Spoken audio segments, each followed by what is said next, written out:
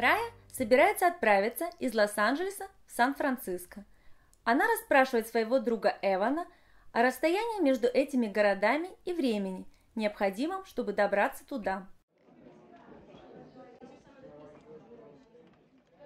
How far is it from Los Angeles to San Francisco?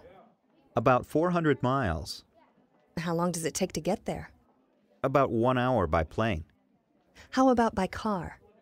Around 6 to 8 hours, depending on the route you take. What is the best route to take? That depends.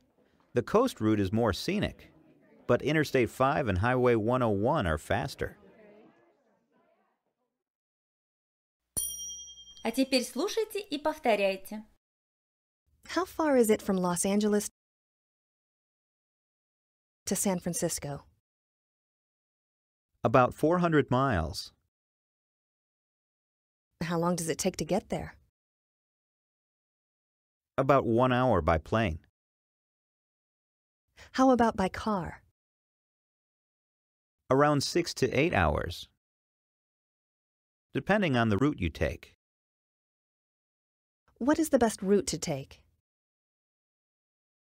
That depends. The coast route is more scenic,